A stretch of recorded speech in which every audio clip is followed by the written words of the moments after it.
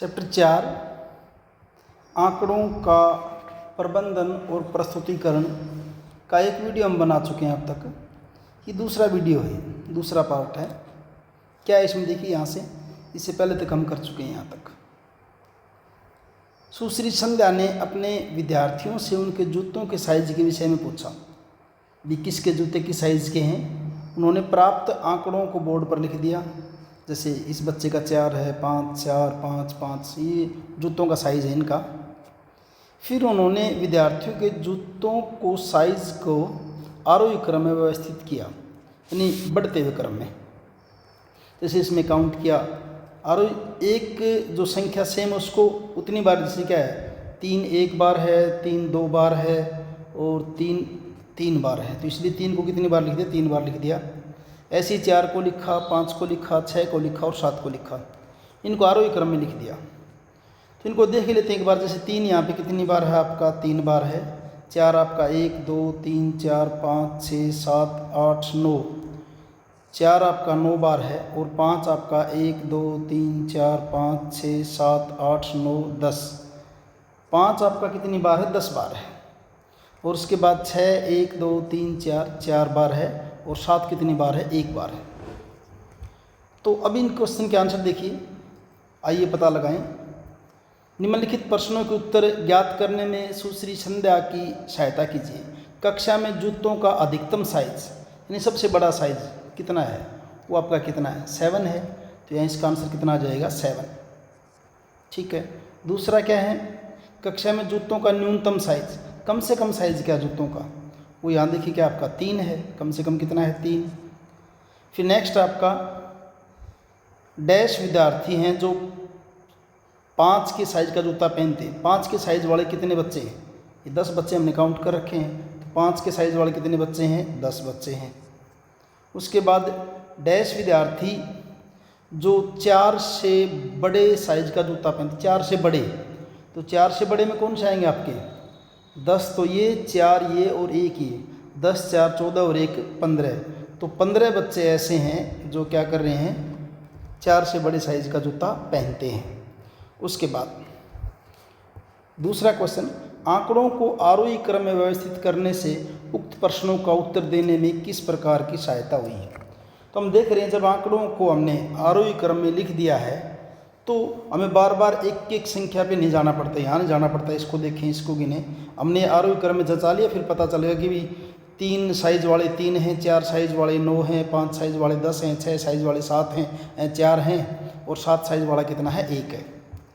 तो ऐसा करने से किस प्रकार सहायता है, ऐसा करने से हमारा जो यहाँ पे कैलकुलेशन है वो क्या हो गई आपकी, आसान हो गई है।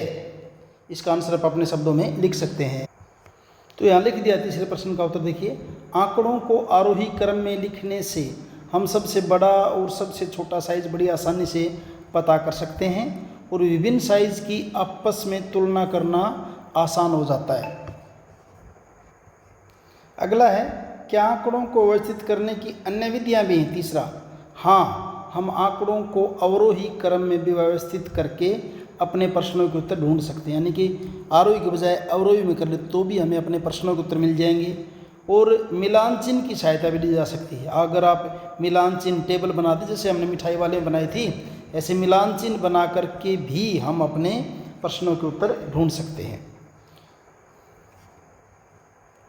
चौथा प्रश्न देखिए, कुछ ऐसे पेड़ों के नाम लिखिए जो आप अपने आसपास वातावरण में देखते हैं। जब आप अपने घर से विद्यालय की ओर जाते हुए कोई पेड़ देखते हैं या एक स्थान से दूसरे स्थान तक पैदल चलते हुए, तब प्राप्त हुए आंकड़ों को निम्नलिखित सारणी में भरिए। यानी आप जब घर से स्कूल जा रहे हैं तब, या फिर एक जगह से दूसरी जगह जा रहे हैं तब, तो आपको रास्ते में कौन कौन से पेड़ मिलते हैं उनके नाम लिख लीजिए और फिर उन पेड़ों की संख्या भी लिखते जाइए साथ साथ में। जैसे पीपल का पेड़, नीम का पेड़, उसके बाद आप बरगद का पेड़, सपोज कीजिए आपको रास्ते में बरगद का पेड़ मिल गया, बरगद के पेड़ मिल गए हैं, या फिर आपको सफ़ेदा जो है वो मिल गए हैं कहीं पे, सफ़ेदे का पेड़, तो उनकी मान लीजिए पीपल, आपको पीपल जो है वो मिल गया, आपको 5 मिले रास्ते में। नीम मान लीजिए आपको 9 मिले हैं, बरगद आपको मान लीजिए 2 मिले हैं और सफ़ेदा मान लीजिए आपको 7 मिले रास्ते में चलते हुए। तो अब इन क्वेश्चनों के आंसर देखने इसी टेबल के हिसाब से। कौन सा पेड़ अधिकतम मात्रा में मिला, तो कौन सा मिला यहाँ पे अधिकतम मात्रा में, तो इसका आंसर आप क्या लिख देंगे, नीम, हमारे टेबल के हिसाब से। और ये हर एक बच्चे का अलग अलग आंसर होगा क्योंकि हर एक का रास्ता अलग अलग है। कौन सा पेड़ न्यूनतम संख्या में मिला, तो बरगद का पेड़ जो है आपको न्यूनतम संख्या में मिला। तीसरा, क्या ऐसे दो पेड़ पाए गए जिनकी संख्याएं समान, यहाँ फिलहाल हमें नहीं मिला, तो यहाँ में ऐसा कोई भी पेड़ नहीं मिला जिनकी संख्याएं समान थी। पांचवा क्वेश्चन लीजिए। पांचवा क्वेश्चन क्या है, एक कोरा कागज लीजिए, प्लेन पेपर, उस पर एक समाचार पत्र से लिखा हुआ कोई एक छोटा सा समाचार चिपकाइए। ठीक है, प्रत्येक विद्यार्थी एक भिन्न लेख का उपयोग कर सकता है, यानी अलग अलग विद्यार्थी अलग अलग कटिंग लगाएगा। अब कागज़ पर नीचे दर्शाए अनुसार एक सारणी तैयार कीजिए। ऐसे आपने एक सारणी बनानी है। प्रत्येक ऐसे छोटे समाचार के शब्दों में सी, ई, आई, आर, एक्स की संख्याएं गिनिए।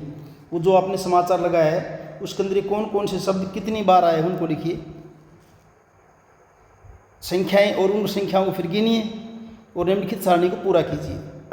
तो मान लीजिए आपने जो लगाया है समाचार पत्र की जो कटिंग लगाई है उसके अंदर सी आपका आया है 8 बार, ई आपका आया है मान लीजिए 17 बार आया है, आई आपका आया है मान लीजिए 12 बार है, आर आपका है 7 बार और एक्स आपका मान लीजिए 1 बार आया है। ऐसे है, यहाँ स्वयं के द्वारा चयनित किया हुआ कोई और अक्षर भी ले सकते हैं आप यहाँ पे, इनके अलावा कोई और भी ले सकते हैं। आपने वाई ले लिया, जेड ले लिया, या आपने पी ले लिया, मान लीजिए ये 2 आया है, ये 1 आया है, ये आपके 5 आए हैं, ऐसे कर सकते हैं। तो क्वेश्चन देखिए क्या क्या है इसके अंदर। पहला क्वेश्चन, सबसे अधिक बार प्राप्त हुआ अक्षर, तो सबसे अधिक बार क्या मिला आपको यहाँ पे ई, तो इसका आंसर आप क्या लिख देंगे, ई लिख देंगे यहाँ पे ई। फिर सबसे कम बार प्राप्त हुआ अक्षर, सबसे कम क्या मिला आपको, एक्स मिला, एक्स क्या मिला आपको अक्षर, एक्स 1। अब आगे क्या देखिए, इन पांचों अक्षरों सी, ई, आई, आर और एक्स को उनकी बारंबारता के आरोही क्रम में लिखकर सूची बनाइए। बारंबारता के आरोही क्रम में लिख के क्या करना है, सूची बनानी है।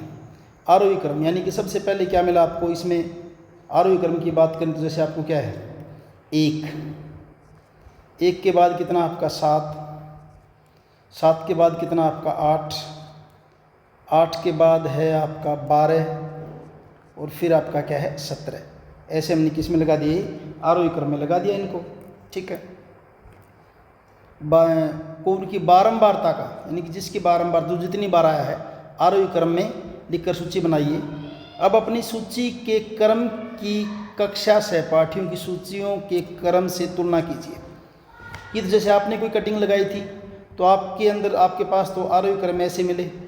अब और कोई जो साथी हैं, आपके जो साथी हैं, उन्होंने जो कटिंग लगाई है उनके देखिए उनके साथ क्या आपका क्रम उनसे मेल खा रहा है या नहीं खा रहा। हाँ, सब जो आपको अक्सर आपके यही लेने सी, ई, आई, आर, एक्स, हालांकि आगे हमने और भी ले रखे लेकिन यही लेने आपने। तो हम क्या देखेंगे कि आपका क्रम अन्य सहपाठियों क्रम के समान है या लगभग समान है। तो हम देखेंगे कि ये आंसर क्या आएगा, लगभग समान आएगा भी।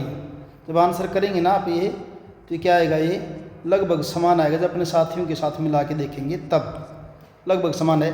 आपके विचार में ऐसा क्यों है? तो ऐसा क्यों है, क्योंकि कोई भी जब समाचार लिखा जाता है तो उसके अंदर इन अक्षरों की आवृत्ति इसी रेंज में आएगी, लगभग आएगी, एग्जैक्ट नहीं, लगभग आएगी।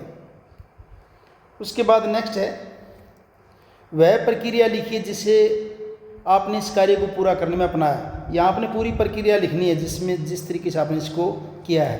तो प्रक्रिया में आप अपने शब्दों का प्रयोग करेंगे। मैंने एक जो है प्लेन पेपर लिया, उसके ऊपर किसी एक न्यूज़पेपर का नाम लिख के उसकी मैंने इसके ऊपर एक छोटी कटिंग लगाई। फिर उस प्लेन पेपर के ऊपर मैंने ये बॉक्स बना दिए ऐसे जो लिखे हमने, अक्षर और छोटे समाचार में प्राप्त हुए अक्षरों की संख्या लिख दी मैंने। उसके बाद मैंने संख्याओं लिखने के बाद इनको गिन के देखा अक्षरों को, और फिर मेरा रिजल्ट मेरे को मिल गया जो मेरा पूछा था। तो ये प्रक्रिया आपने अपने आप लिखनी है। अपने मित्रों के साथ उनके द्वारा अपनाई गई प्रक्रियाओं के बारे में चर्चा कीजिए। आपके दोस्तों ने इस प्रक्रिया को कैसे किया उससे बात करके उसके ऊपर भी चर्चा कीजिए। यदि आप यही कार्य एक अन्य समाचार पत्र के साथ करते हैं तो क्या आप किस प्रक्रिया को अपनाएंगे, और समाचार पत्र के साथ करेंगे तो भी प्रक्रिया तो यही रहेगी, हमारी सेम रहेगी। तो फिलहाल इतना ही। नेक्स्ट वीडियो में हम चित्रालेख के बारे में पढ़ेंगे।